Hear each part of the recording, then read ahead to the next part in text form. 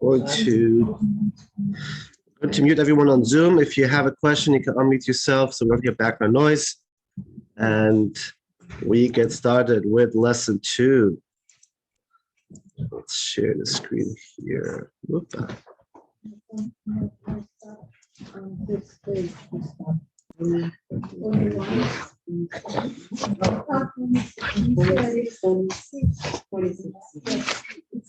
Okay, the slide begins with a heads up for the next course already. Meditation from Sinai. It's going to be a 6-week course. This is going to be in February. We're going to do a 6-week course on Jewish meditation.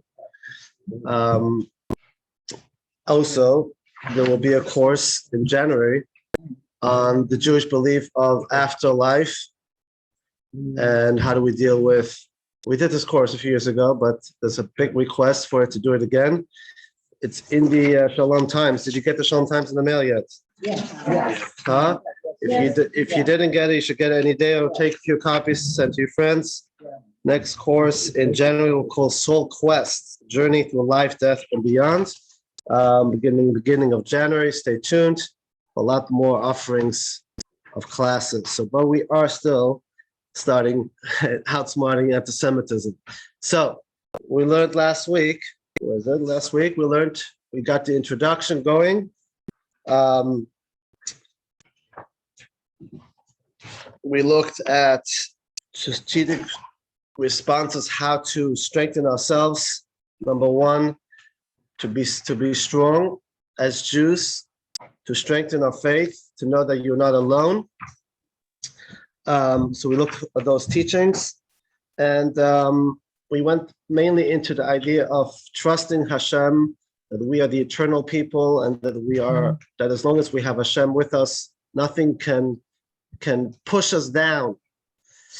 But we're going to go today more from the belief into action. So, of course, I need to start with a joke. So many jokes on anti-Semites, it's hard to choose the best ones. So, which one should we do? I'm in the wrong class, that's why I'm like, so, I'm in the wrong class.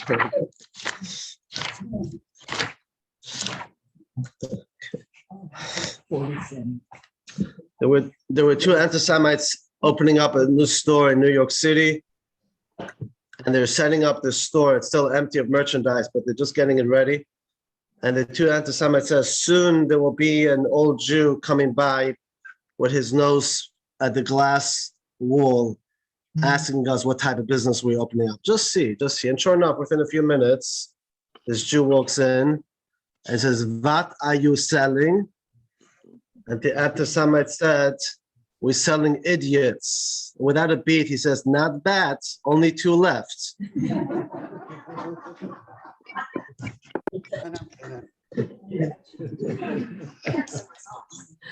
So, what are we going to learn today is that anti-Semites is an old plague, is one of the oldest plague.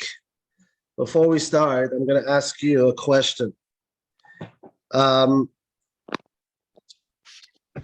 Why do people like to show off their Jewish identity? Why do you enjoy putting up a Star of David or wear a yarmulke and show that you're proudly Jewish?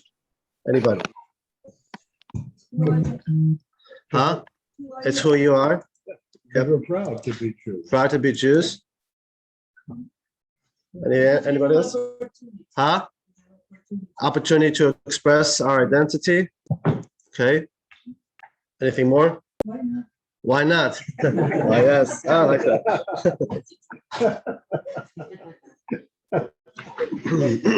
Okay. Let's begin. We're going to discuss today first the origin of hatred.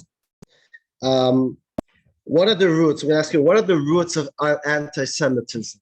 What are the roots? Where does it come from? Anybody?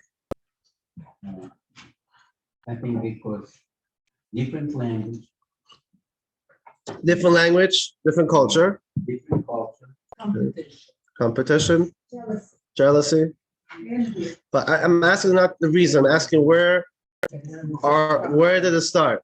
Where did it originate from? French, Middle East, medieval times. Yep. Ancient Greece. Okay. The beginning of time. Abraham. Okay. Huh? Abraham. Anybody? Since Abraham. Abraham, you saying? Absolutely. Starting times of Abraham. Okay. Good. Probably no, because he took basically his family and only animals. Noah took his family. Noah wasn't Jewish. That's where it started. He took his family and created inflation and inflated the world. Flooded the world with inflation. Yes. What's the idea? So what we're going to see very well, some people say it has to do with religions, right? So, like you said, medieval times was very rooted in that in the other religion, blaming us for killing their savior. But as many of you already said, it's way earlier than that. It predates Christianity, right? It's important to understand because all those reasons that people are giving are completely, it's not the core reason because we're going to see that has predated that or other reasons have popped up. Or if we try to explain that reason is false, they'll come up with something else. Well, there was antisemitism in Egypt, right? Exactly. Pharaoh killed the Jewish boys. Exactly. I mean, they don't have to bring much reasoning. So here to bring in this class, they're bringing the text 1 and 2. I would like actually to skip it, but just give you a quick, because it's a long text. But basically, in text 1 and 2, you see two texts from Tacitus, how he slandered Jews in Egypt, as we said, Pharaoh, they blamed the Jews. This is not non-Jewish sources. That even back then, they blamed the Jews for the plagues, right? Sounds familiar. And Josephus, who was a very famous historian who lived during the earlier Second Temple times, before Christianity, he already was trying to express all the anti-Semitic leanings towards the Jews and how he tried to refute them, but nobody cared. So if you look at the screen here, we are going to quickly recap on these texts. So anti-Semitism is ancient, it's absurd, and it contradicts. How do we see that?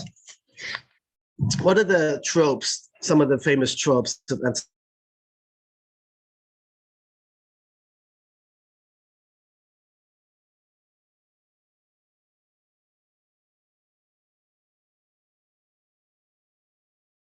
or opposing values, ancient, or they say that Jews are wealthy, or Jews rip off non-Jews, and they hate non-Jews, cruel rituals of blood libels. But we see that in these texts that even predated before Christianity was around, the blaming Jews for killing their boys to use the blood for matzah baking, etc., etc.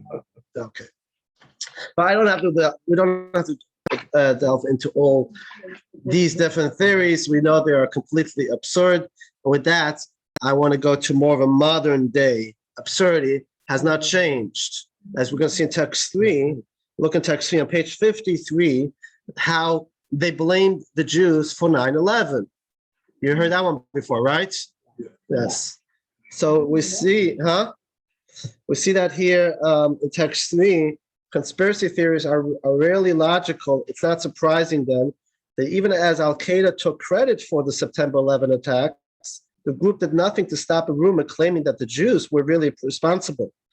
The rumor alleged that Israel, specifically the Mossad, Israeli intelligence agency, was behind the plot and had warned Jews not to go to work at the World Trade Center on the day of the attacks. Okay, so again, absurd. And continue reading it, but it doesn't matter. I don't have to read it. You know it, how absurd it is. Matter of fact, 80% of the victims of 9/11 were Jews. So that's just the. I had a neighbor in Brooklyn. I was there in New York on 9/11 that morning. I had a neighbor who worked at one of the 100th floor on the World Trade Center, and he was safe because he got late to work that day. And they asked, and somebody said, you're part of the conspiracy, right? You came late to work. He said, no, I had a fight with my wife that morning. So it saved my life, but no conspiracy. So anyways, but I want you to look at the screen. We're going to watch a famous rabbi who, by the name of Rabbi Menachem Zemba, how he expressed the absurdity of anti-Semitism. And let's just watch it on the screen. One second.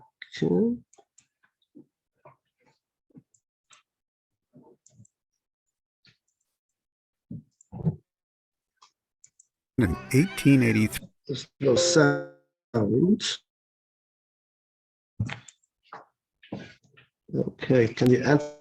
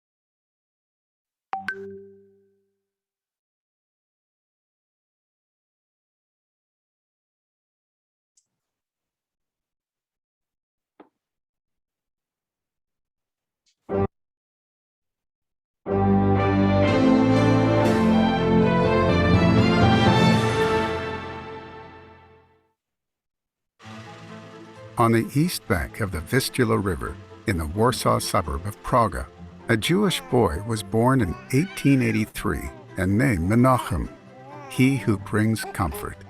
His father, Elazar Zemba, died shortly after, and the boy was raised by his grandfather. He became rapidly known as a dazzling genius and formidable Torah scholar, corresponding with the best Torah minds of his era. Menachem Zemba married at age 18. His wealthy father-in-law supported him for 20 years while he studied and put pen to paper, authoring over 10,000 pages of original Torah insights, including commentaries on Maimonides' magnum opus and on the Jerusalem Talmud, and 4 volumes of halachic responsa. His fame spread globally. He was offered rabbinical positions, including the office of the chief rabbi of Jerusalem, but he humbly shunned leadership. Leadership was thrust upon him in 1935 by order of the Grand Rabbi of Ger. The humble rabbi joined the Warsaw Rabbinate and proved his worth, becoming a world authority on Jewish law and a foremost spokesman for Polish Jewry. Before reaching age 40, Rabbi Zemba was appointed honorary secretary to Moetzes Gedolei HaTorah, the Council of Great Torah Sages. Populated by sages twice his age, In 1937, he twice addressed the full assemblage and was treated with awe. Then the Nazis arrived. Jewish Warsaw was reduced to a ghetto. 460,000 people were imprisoned in just 1.3 square miles. Starvation, disease, deportation, murder. Despite repeated offers of escape, Rabbi Zemba refused to abandon his flock. To them, he was a rare pillar of comfort. As one of a handful of rabbis who survived in the ghetto until its final days, he rallied his desperate brethren with powerful messages of hope and determination. He recorded an insight into the nature of anti-Semitism before the war. In light of his subsequent experiences under Nazi depravity, his words ring with timeless poignancy. There are those who seek to identify legitimate causes for the hatred of Jews. However, reality has shown that there is no legitimate reason. Anti-Semitism has no justifiable cause. The haters simply choose to hate God's people. This is demonstrated by the fact that Jews are hated for being capitalists and also for being socialists. They are hated because they are overly ambitious and sharp-minded, and also because they are indolent and parasitic. They are hated because they are too religious and conservative, and also because they advance progressive and secular ideas.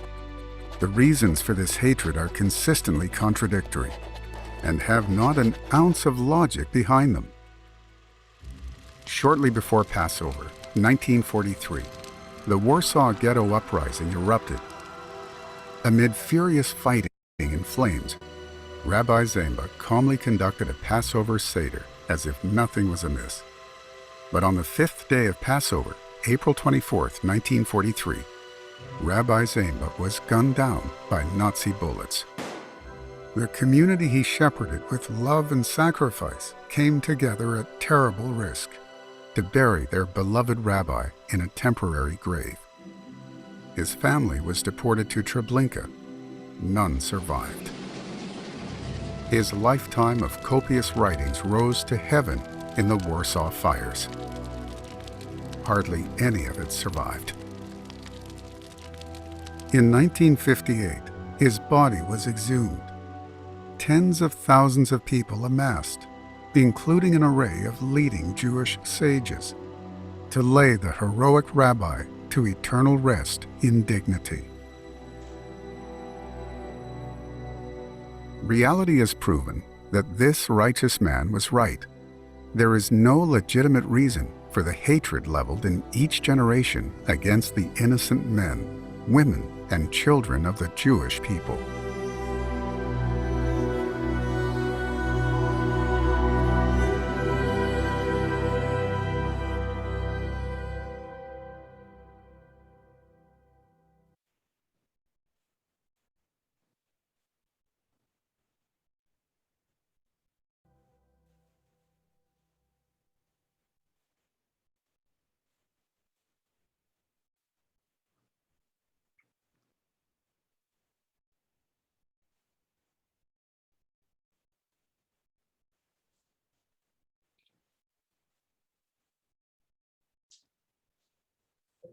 And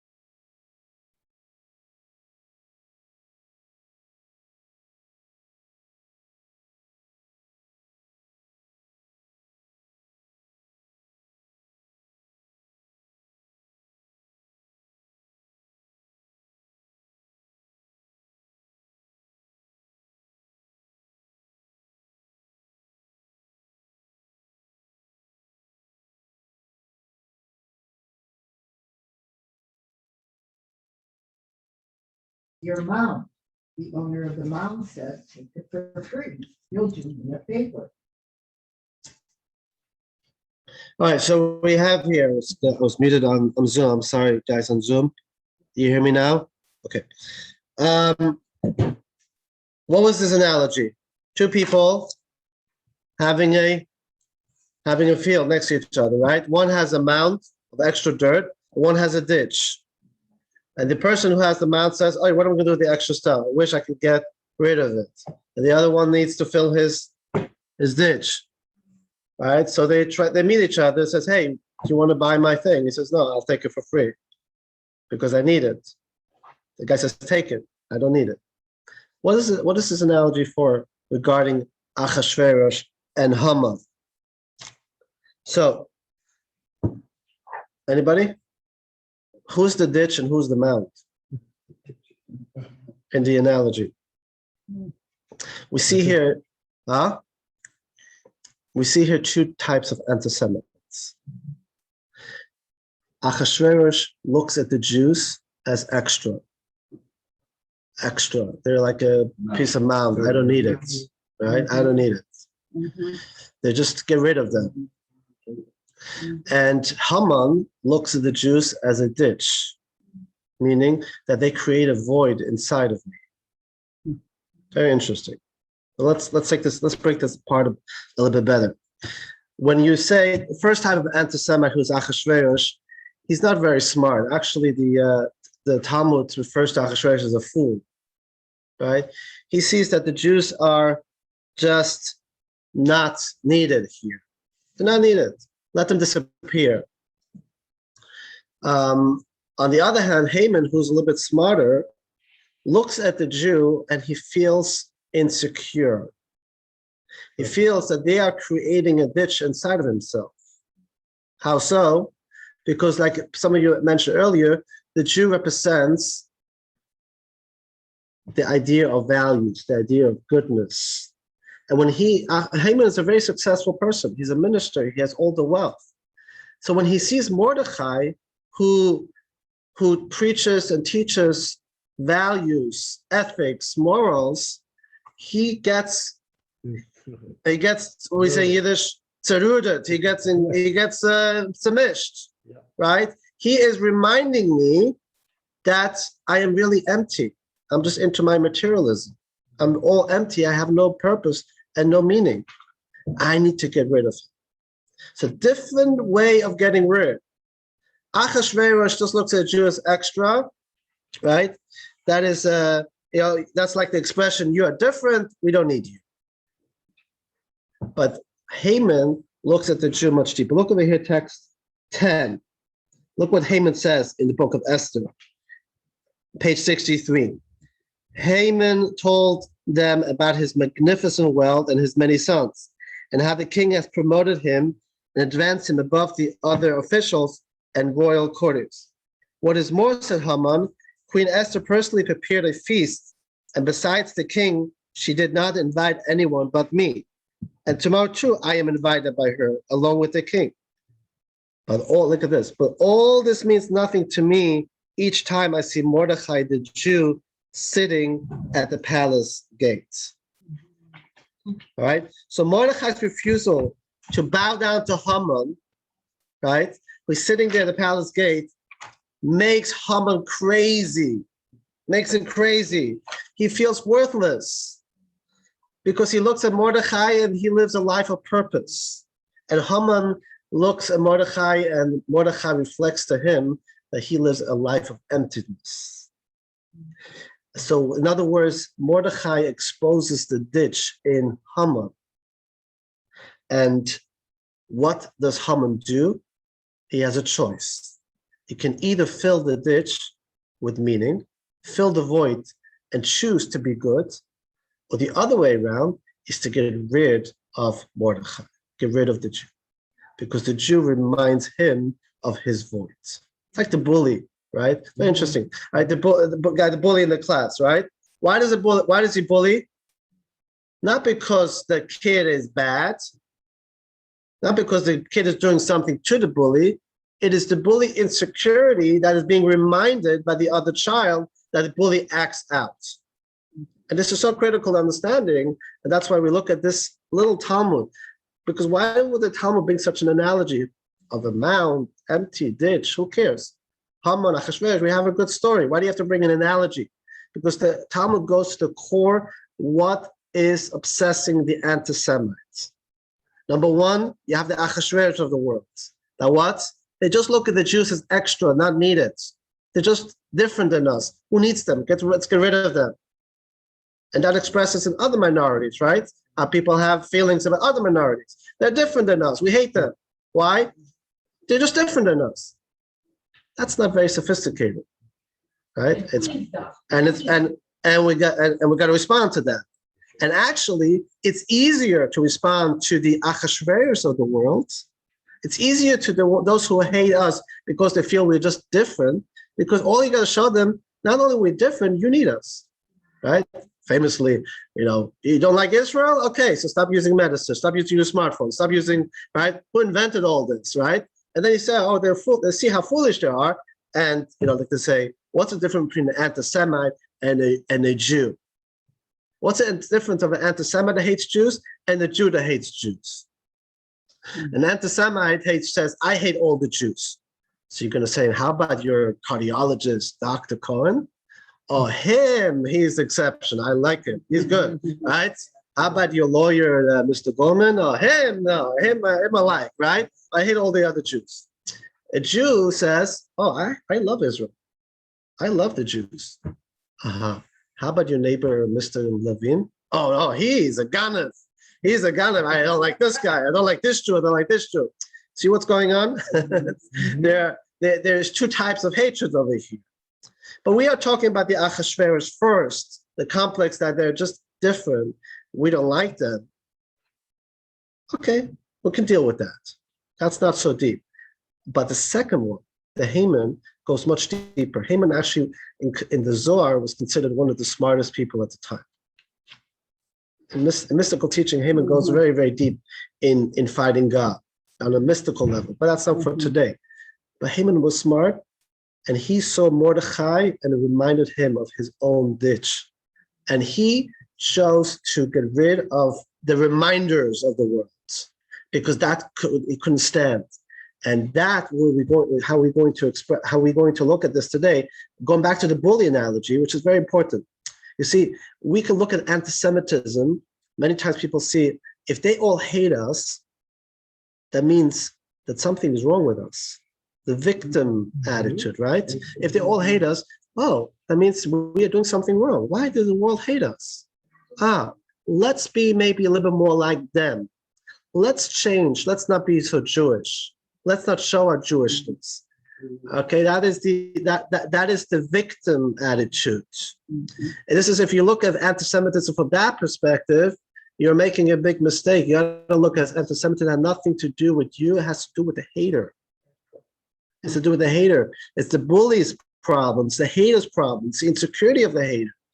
And if we start looking from that perspective, now live a life, we're going to say, live a life that you show that you're proud and teach the world what it means to be Jewish.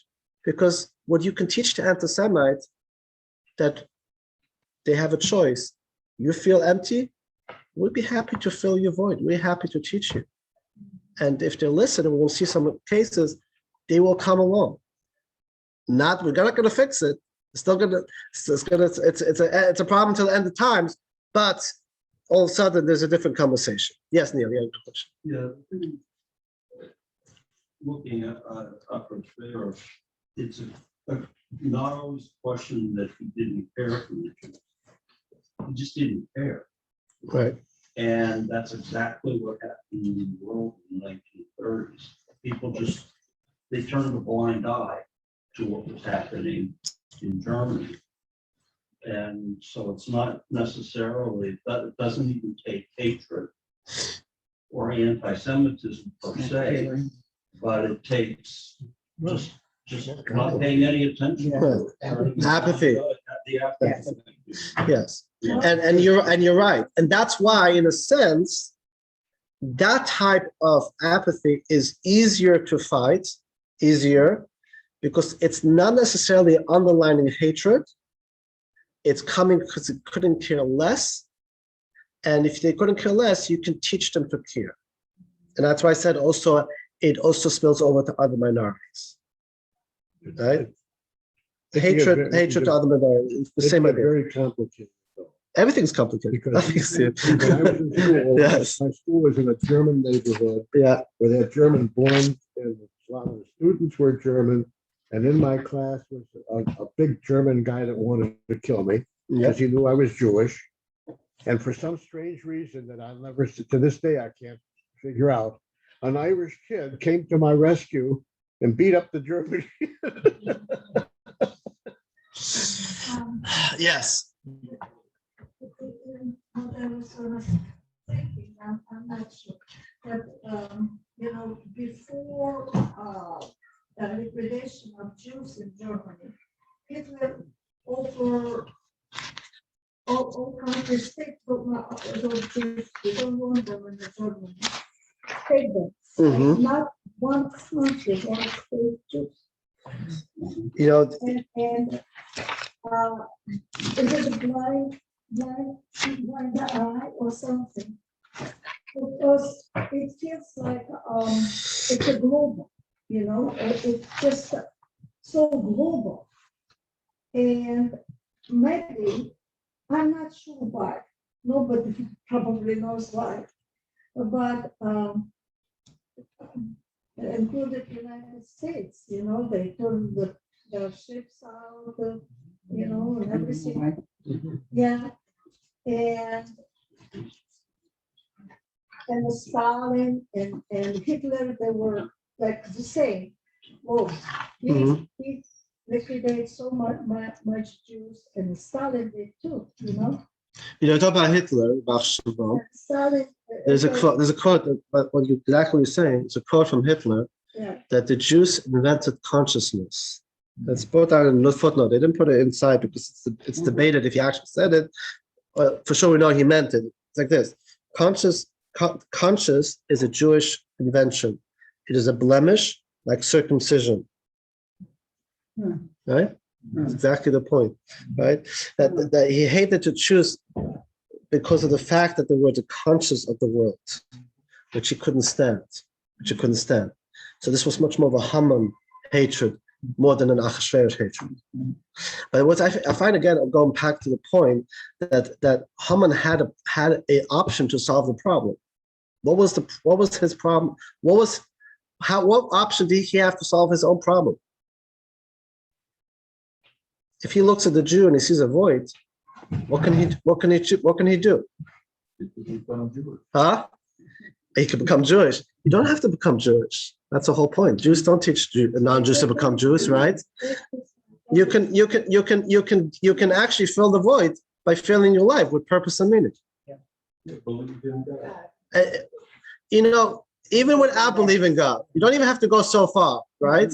Just if you have a person who is very into themselves, right, and they all care about themselves, don't care about anybody else, right, but they know when they see somebody that has purpose and meaning, they get very angry. They hate that person because it reminds them of their self, of their void, of their insecurity. So what the reaction is hatred towards that person. But if you can teach that person, or the person can come to an awareness, right? Hey, I understand where you're coming from. I understand, but let's work together. You can bring so much meaning and purpose. Go volunteer in a hospital. Go bring meaning in life, and you'll feel much better, and you'll stop hating people. Halavai, we say, right? Halavai. We'll get there. All right, let's go to back to Rabbi Sachs on text 11, page 64. All right. Everybody on Zoom still on. The problem with Zoom is I don't see you because I'm sharing. Bella, you're my moderator. How's it going on Zoom? Good now? Okay, I know we have problems. God willing, next week we'll make no problems anymore. Yeah, okay. Sorry about that. And also it's recording, so you can always go back to the recording. Now we'll go back to share the screen. Okay. It's a very powerful class today, and I feel it's important that we delve it. It's not, I don't like to teach. I like to schmooze and develop the idea together. I'm not just throwing ideas at you. And this is the process. You can internalize this idea as it opens up how we look at around us. All right, that's a text 11 by Rabbi Sachs. Who wants to read? Okay, Joyce, please. Page 64. Against internalization. Jews must fight anti-Semitism, but never internalize it. That is easier said than done. If you are hated, it is natural to believe that you are hateful, that the defect lies in you. It rarely does. Hate exists in the mind of the hater, not in the person of the hated. Jews have faults, and Judaism is a religion of self-criticism and repentance. But those faults have nothing to do with those of which they are accused by their enemies. Anti-Semitism tells us about anti-Semites, not Jews. One of the mistakes made by good, honorable, and reflective Jews was to believe that since Jews were hated because they were different, they should try as far as possible not to be different. So some converted, others assimilated, yet others reformulated Judaism to eliminate as far as possible all that made Jews and Judaism distinctive. When these things failed, as they did, not only in the 19th century Germany and Austria, but also in 15th century Spain, some internalized this failure.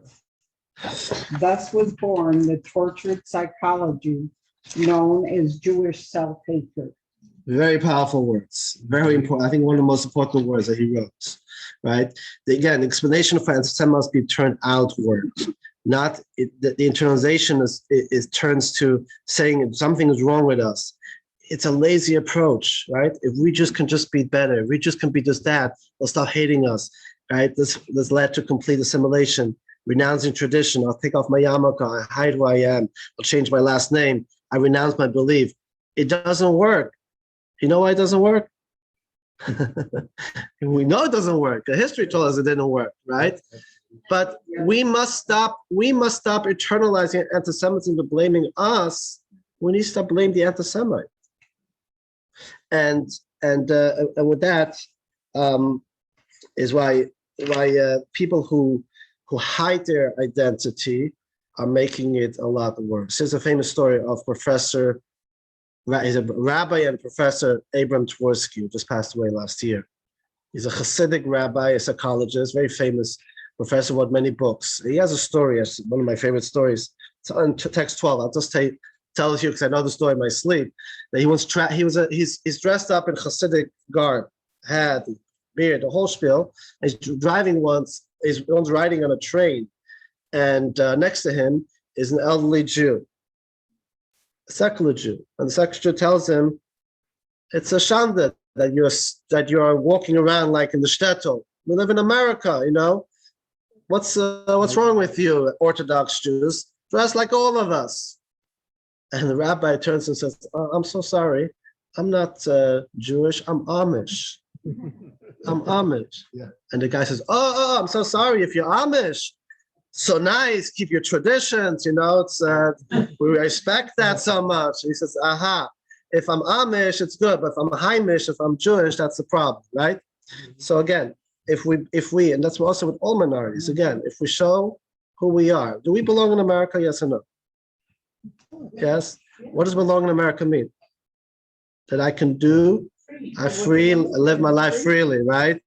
Without conditions. If we Jews put conditions on ourselves, we're undermining our entire existence, our entire identity. So Barry Weiss is a very famous journalist. If you look her up, if you haven't seen her, she was in the New York Times, and then she exposed the New York Times for the anti-Semitic views on Jews. She went very public, and she had the platform to do it.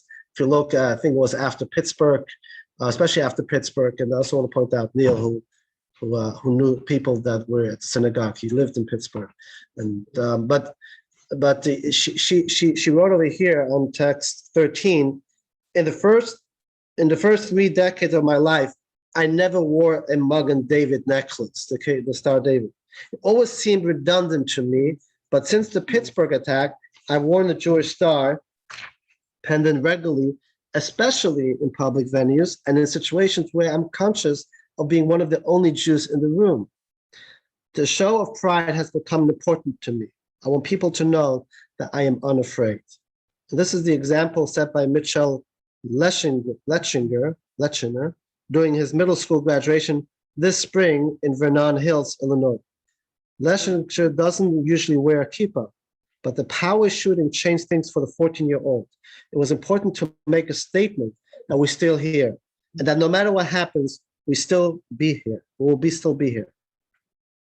So that's the. So now if I ask you in the beginning again, the question I asked in the beginning, why do you wear your Star of David? Why do you wear your kippah in public? Why do you wear your? What will be the answer after we learn today? Not only because I'm proud of who I am, right? Because I also want to show the world that it's not. I'm not the problem. They are the problem. Some people who take away the yarmulke hide it because they say, "Oh, something's wrong with me. If I show it, they'll hate me." Right? It's the wrong approach. Very powerful. So you don't have a mezuzah in your front door because you're afraid. Go put your mezuzah back up. it's exact the answer. It's exactly the answer. And yes. It's a matter of the what? It's a matter of what? I'm not talking. We're not talking if somebody who hates you so much, he doesn't care. He sees your just kippah and something who you're Jew. He will attack you.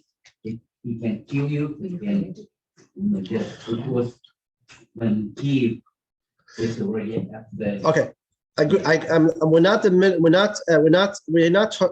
telling people to put themselves in danger. There's a difference that if you're in a dangerous situation, which you got to take care of, protect yourself. And somebody asked last week, I talked about mezuzah. How about having a gun? I said, by all means, put the mezuzah on your gun. It works perfectly together. Of course, everything should be legally. No, we just need to protect ourselves. We mentioned it last week as well. Meaning, I'm not saying here what you should do regarding guns. We're not getting into that discussion. But the point is, we got to do everything physically possible to protect ourselves. Yes. Like Israel. Israel needs to have the best army in the world, right? And thank God we have. But on the same hand, we also have to remember that we also have the best higher authority protecting the Israeli army. And it goes hand in hand. And but if we just focusing on the weapons and we are changing our own perspective over ourselves and over our identity and hiding, then we are not really helping the situation at all. We're making it worse. And violence. So this to your point. All right. In fact, when we show our Jewish pride, we can actually reduce anti-Semitism, as we see in the story of Purim, going back to Queen Esther. And when Achashverosh was confronted by Queen Esther, what happened at the end of the story of Purim? After she fasted and she prayed to Hashem, right? Then she goes to Achashverosh. What does she tell her husband, the king? Please, king, I would like to have a meal with you and Haman, special meal. And then he comes to the meal and he says, Queen, what would you like? I'll give you anything you want, half of my kingdom. What would you like? And she says, there is a person here who wants to kill me and my people, right? And Achashverosh gets very upset. And what does he say? Who is that person? She says, Haman. He says, Haman, we'll kill you. And he changes the verdict. Nobody's allowed to kill the Jews. The Jews are allowed to kill the anti-Semites, and everything is good. We have Purim. Why did Achashverosh all of a sudden care to save the Jews? We talked about he's the anti-Semite, right? He looks at the Jews, they are not needed, they're extra. So why would he change all of a sudden and say, okay, Jews can be around, I'll give them all the freedom. So what are you gonna say? Because he cared about his queen, right? So if he cares about the queen, let him just save the queen. Esther, you're good.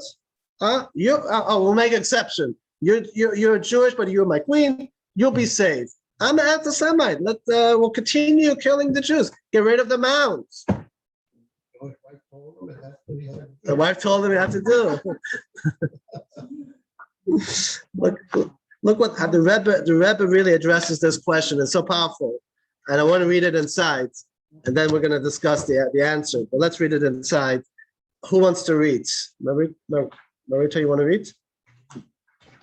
Page 70, text 15.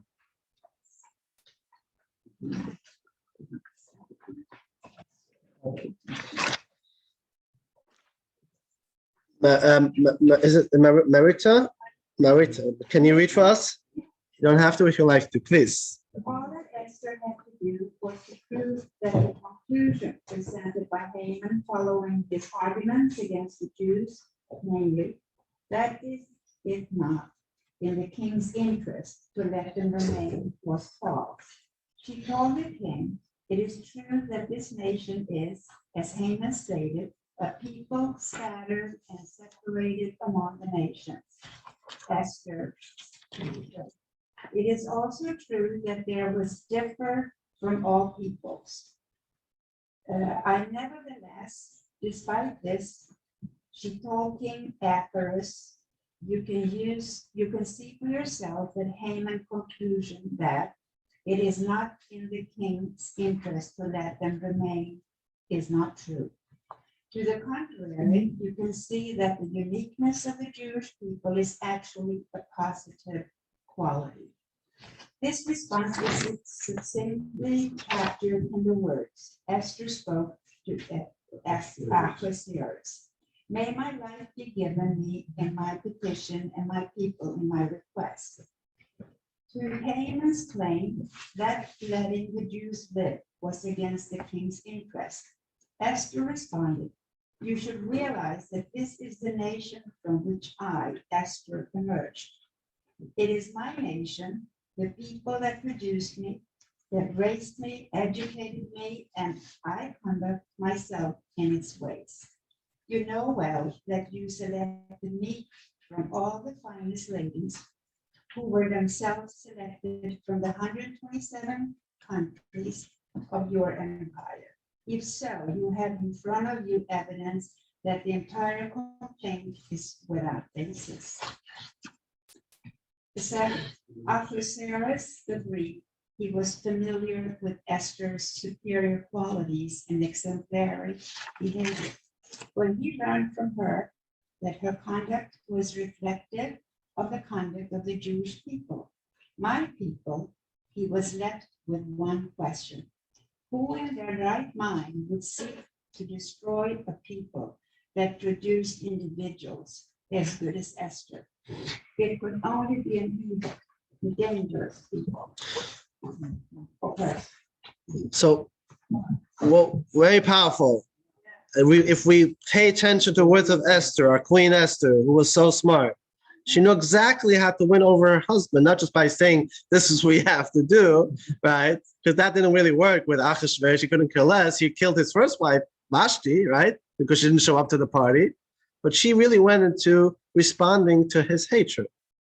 What did she say? May my life be given me in my petition and my people in my request. She mentioned my people again. My people responsible for my superior quality. You like me? You picked me? Do you know why you picked me? I came from a people that produced me.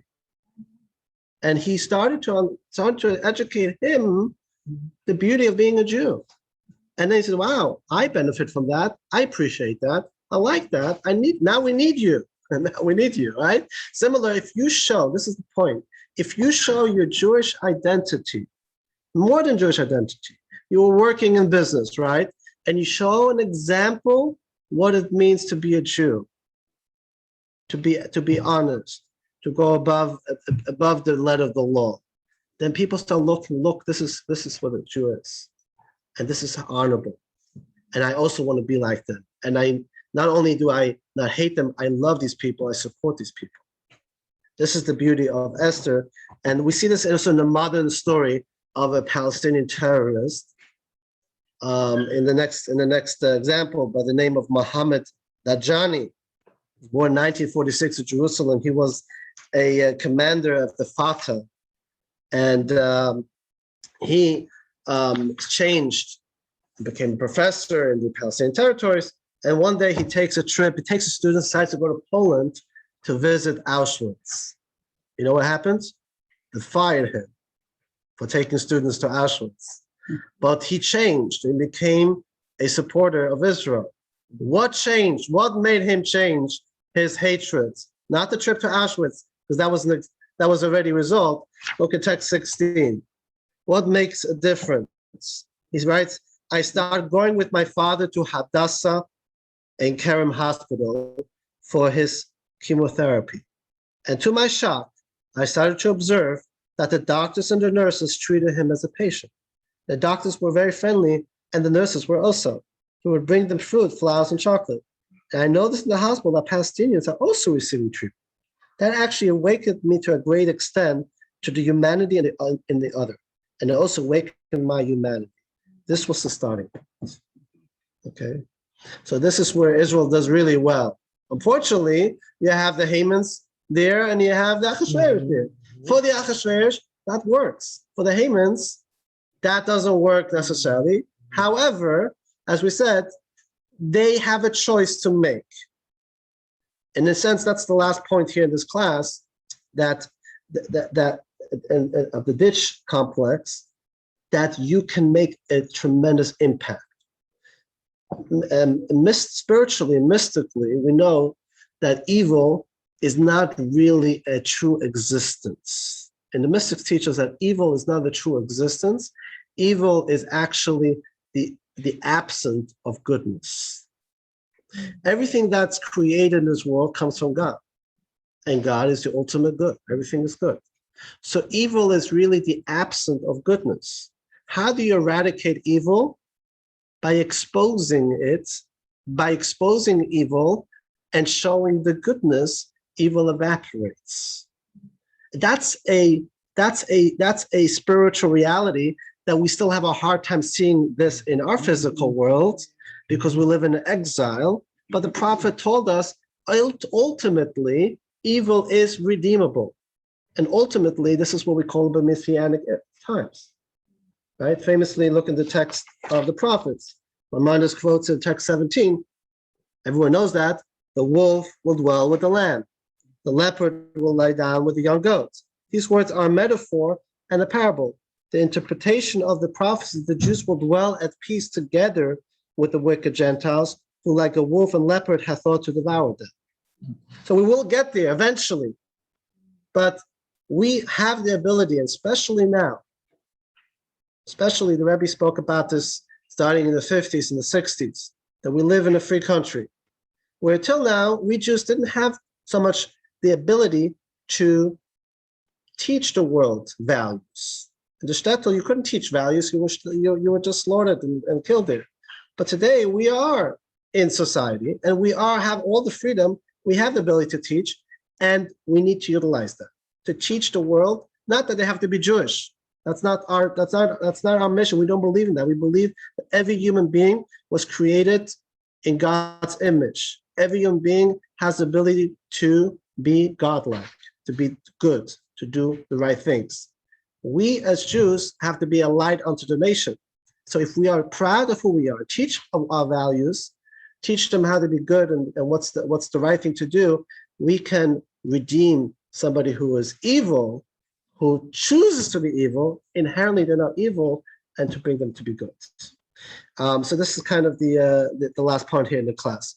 I want to show you a video, but first we're going to recap the class. It's late, and we're going to recap the class with the recap here in case I missed something, and then we'll show a very powerful video that was showed at the conference 2 weeks ago in New York, how a Chabad rabbi has turned an anti-Semitic attack into something really, really powerful. But first, let's watch the recap here.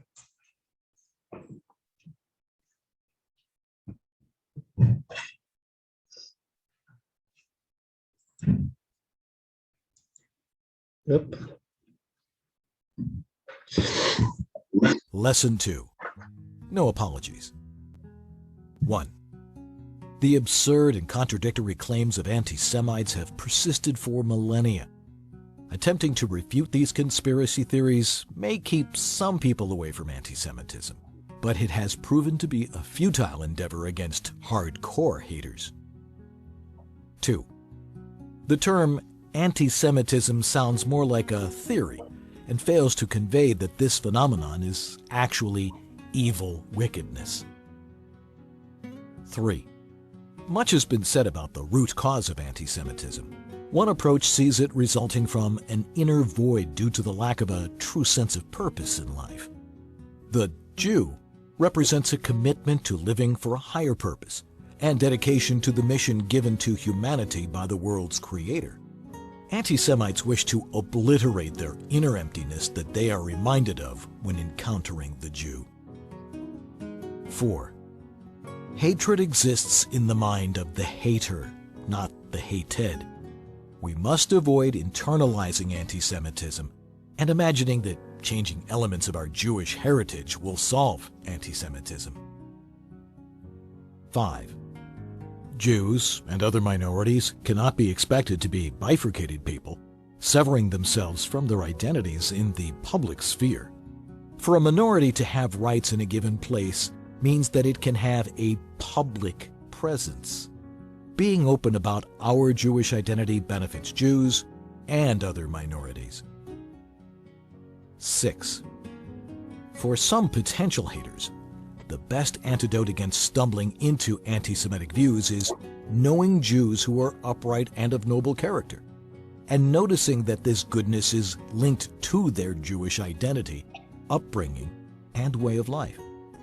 To have this influence, we must be open about our Jewish identity. 7. A Jewish explanation for anti-Semitism must allow for the possibility of change, because the Jewish prophets insisted in God's name that anti-Semitism will eventually cease altogether. 8. We can reduce anti-Semitism by teaching the world to avoid an inner void, by embracing God's mission for all humanity.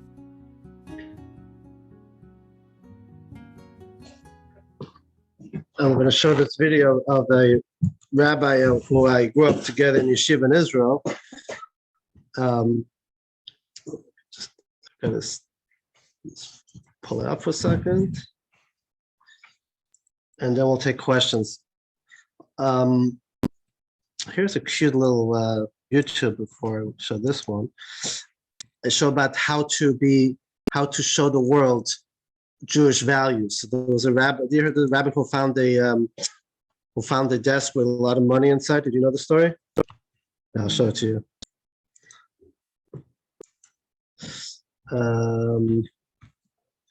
Here it is. Imagine buying a desk under $200 on Craigslist, only to find thousands of dollars hidden inside. That's exactly what happened to a New Haven couple. A local rabbi and his wife found a huge pile of cash after buying this desk on Craigslist. When the couple brought the desk home, it wouldn't fit through the door. The desk didn't fit into this office by a fraction of an inch. The couple had to pull the desk apart, including the file cabinets.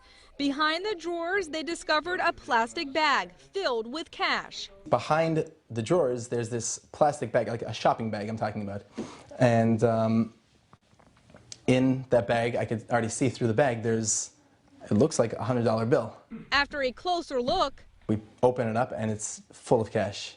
We count it up and there's $98,000 cash sitting in the bag. The couple couldn't believe their eyes. Right away, my wife and I sort of, looked at each other and we said, we can't keep this money. They picked up the phone and called the original owner. I saw there's a bag back there, and through the bag, I sort of saw like one $100 bill, and I'm like, oh my gosh, there's money. And I picked it up, I'm like, this is pretty heavy.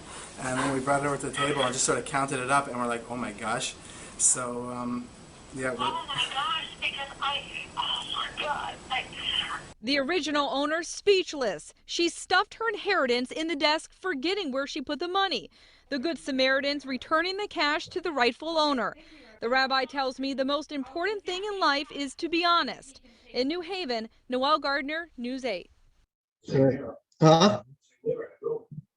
Yeah, that's right. We had the story here as well. Okay. All right. What do you see from this little anecdote? What does it show the world? What is it? Somebody watching this and thinks about the Jews as being greedy people running the world, the problem, all the problems. Huh? Well, which one? The Achashverosh or the Haman of the world? Okay, let me show you the other video.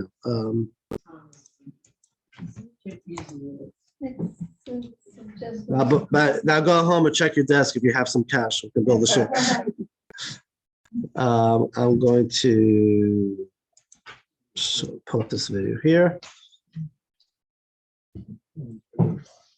Okay.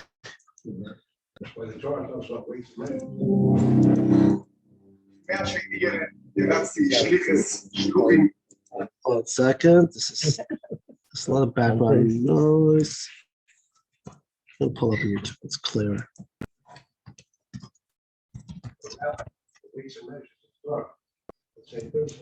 Yes.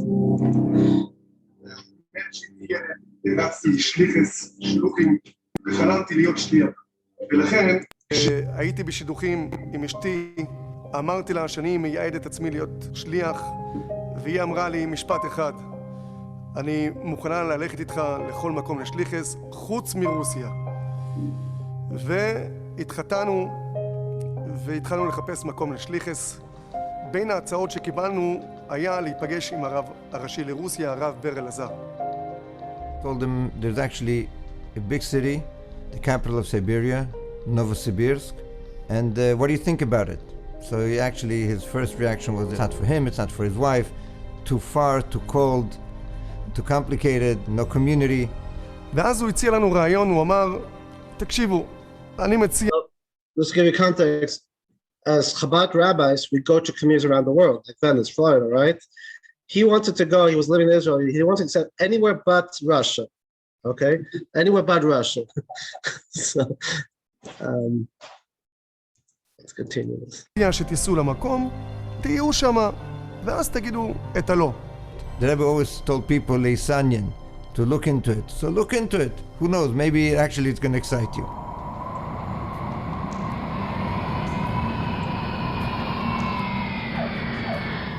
הגענו לנובוסיבירסק, ורק כשהגענו לפה הבנו מה זה סיביר, היה כפור של 30 מינוס, ואז שאלתי איפה נמצא בית כנסת, שזה המקום הראשון שרציתי לראות. מה שאני רואה, בניין שהוא מת ליפול, מקום משכנם של כל ההומלסים של נובוסיבירסק, ושירותים בדלי בחוץ. זה כל היהדות של נובוסיבירסק, עיר שלישית בגודלה ברוסיה. הגיע פורים, חגגנו, הזמנו כמה יהודים שאפשר, ואז יומיים לפני שאני טס בחזרה, החלטתי להגיע לבית כנסת, להתפלל. אני פותח את דלתות בית הכנסת, חשכו עיניי, פוגרום בבית כנסת. סידורים על הרצפה, חומשים, והדבר שהכי כאב זה לראות ספר תורה זרוק על הרצפה. כמובן שהריאקציה שהייתה לי זה דמעות בעיניים. Sure enough, I get a call. It was the middle of the night, and he was frantic. We always say that if there's going to be any antisemitism, we're going to be the first ones to make sure that this gets the attention from the government. כי אחרת השלטונות המקומיים לא יעשו שום דבר אם לא יהיה רעש תקשורתי. Open up the shul and show it to them. That's it. That's all I asked them. כעבור שעה הגעתי, בחוץ כבר מחכים כלי תקשורת. איך שהגעתי ישר הם התנפלו עליי, הכניסו אותי פנימה לתוך הבית כנסת עם הפוגרום, הצמידו לי מיקרופונים, מצלמות טלוויזיה, מסיבת עיתונאים מאולתרת. השאלה הראשונה ששאלו אותי, האם אני הרב של נובוסיבירסק? כמה זמן אתה בנובוסיבירסק? ובגלל מה אתה בו? הסיטואציה הייתה נראה לי סוג של חלום, לא הבנתי מה לי, בחור בן 24, במדינה זרה, ללא שפה, ואני בעצם מייצג פה את כל הקהילה היהודית, ברצוני או שלא ברצוני, ולתת איזשהו מענה לסיטואציה הקשה שבעצם כל הקהילה היהודית נמצאת בה. וחשבתי לעצמי באותו שנייה, אם אני לא הרב של נובוסיבירסק, אז מה בעצם אני עושה פה? ועניתי, כן, אני הרב של נובוסיבירסק.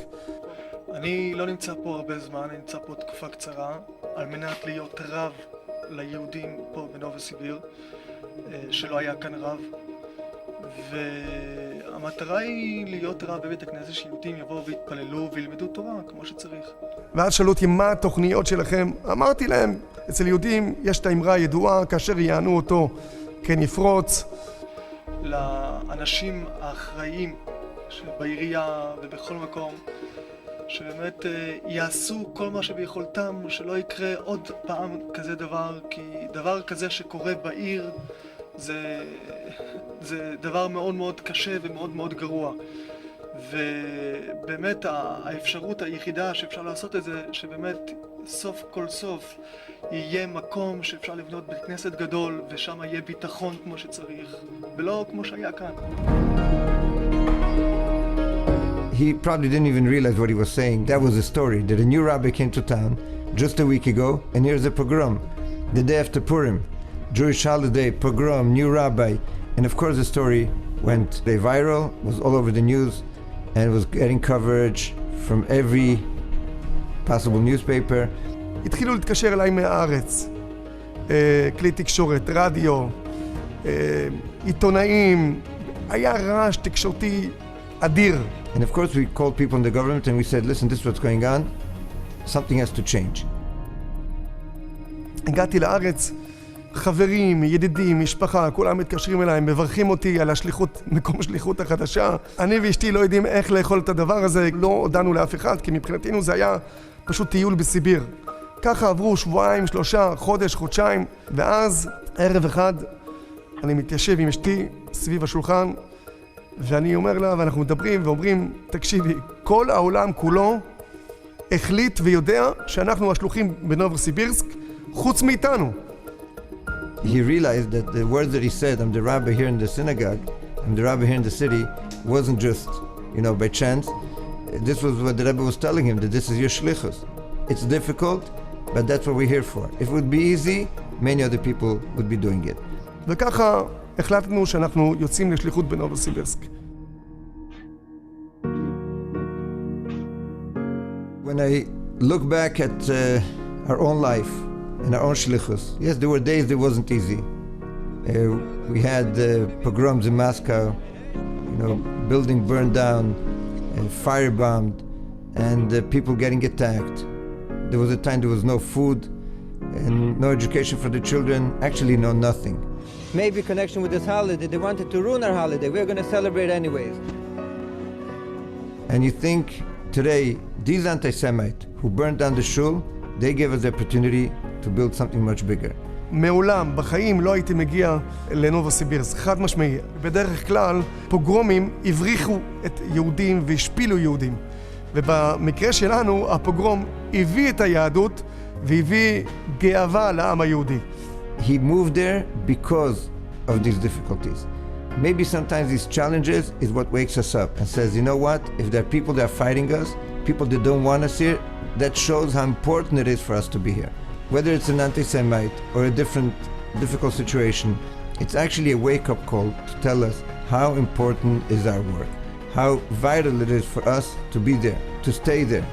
Und eine von den Simonen ist wissen, dass es ein Schlich ist, bis hat auf drauf auf Minis wie Kuvi. Also die, was darf ihm helfen, stellen ihm Stellen. Und die, was darf ihm bei jedem sein verkehrt, reden ihm ab davon. Ist auch das Guff, ist ein Koche, der Jeser Hore prüft sich auf allerlei Wegen, öfter wird können bei ihm peilen, soll nicht mit keinem sein spezieller Schlich ist, was hat in Leben Azeh. Und bischaß sieht dem Memes, wie das ist, aber das ist ein Schlich, es nicht voll werden für die, was reden im Ohr. Und sehen, die Stadt soll werden eine koschere jüdische Stadt und der Besaknesses soll werden a koschere Schul. Und der Beis Hamede sollen dort lernen Teire bei ihrer Schamayim, wo demut wird der Eberster kommen und wird sagen, a Sheikhin Ito.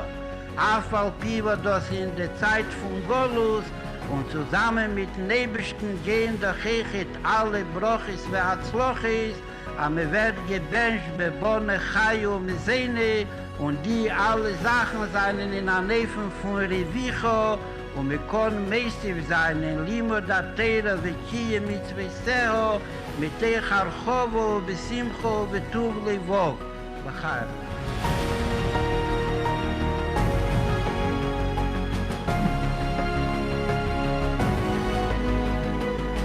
תוך כמה חודשים הרגשנו כמה החום היהודי, האור שאנחנו מביאים לעיר, באמת מאיר את היהודים, את הנשמות שלהם. מאות יהודים התחילו להגיע לקהילה, התחלנו בפעילות ענפה, שבתות, תפילות.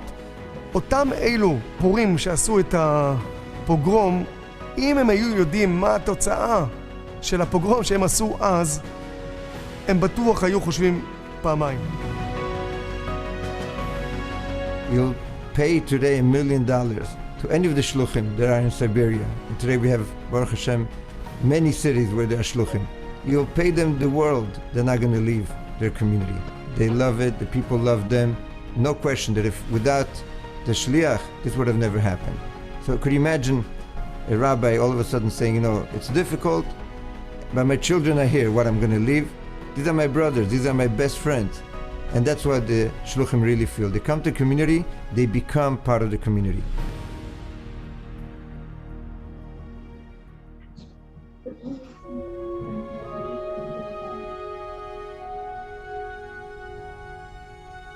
אחד השיאים של השליחות שלנו היה לפני שנתיים, כאשר חגגנו את החתונה של הבת שלנו פה בנובוסיבירסק, עם למעלה מ-500 מוזמנים. בזמן החופה, המחשבות שעברו לי בראש זה אותם רגעים שהיינו בשדה תעופה עם הבת שלי בת חצי שנה על הידיים, מגיעים הביתה, המעלית לא עובדת, וככה אני סוחב את הבת שלי עם המזוודות לקומה התשיעית. ולא חלמתי אז שהחתונה של הבת שלי כעבור 20 שנה נחגוג אותה בנובוסיבירסק. There's no such a word impossible in the Rebbe's dictionary. And the Rebbe taught us by example. The Rebbe gives us the keiches, the Rebbe gives us the broches, and the Rebbe is the one actually that once you have the bitochen that it's going to be good, it's going to be good. Once you believe that it's not me doing it, it's not because I'm so strong, so smart, so talented. No, it's not me. It's the Meshaleach, is the one that sent you, that gives you the keiches, opportunities, and the broches to succeed. And when you see the success time and again, you don't need to believe. You just see it, and it's actually a fact.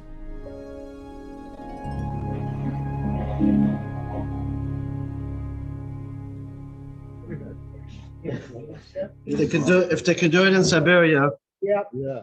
what does it tell us? You know what the more better than this. I mean, if Putin let you do it, Oh, they do it. They do it. Okay, we're not going to start with it. I want to finish up with Hanukkah starts in 2 weeks. If you're ready downtown Venice, we just put up a menorah this morning. We're going to have our big event in 2 weeks, which means that also the last class, lesson 4, is not going to be in 2 weeks. It's going to be a week after, on the last day of Hanukkah. So mark your calendar. We're going to skip November 28th. Next week there'll be class. We'll skip November 28th because we're going to be setting up for that big event. Yeah. And instead of come to class, come to the park, help us set up. So that'll be great. But we'll have it the following, I think it's December 6th. We'll have the last class on this. Number 2, part of the action, if you could take flyers and hang them up all over town, show that you were proud to be here, that'll be great. On your way out, in your neighborhood, in your country club, in the library, wherever you are, on the way out, take a pile of them and just put it down. We have so many stories of people who saw the flyer, and I can tell you many stories, not now, but people who have gotten involved with the community in their Judaism and so on. So this is a great opportunity. Please help us out with that. Thank you so much, and make it a great week. Mumbai on Zoom. On the 6th, December 6th will be the last one. So next week, and then we're skipping the 20th. I'll put in the email as well soon. It's a Sunday. It's a What have I got? It's the 5th. Is it the 5th? Yeah. Okay, the 5th, I'm sorry. Yeah, I got it. She's always right. I don't hear you. Bella, are you talking to me? You have to unmute. Okay. The flyers are in the front. Oh, here's more flyers. And also, you can take more Shalom Times and give it out to your friends. Spread the joy.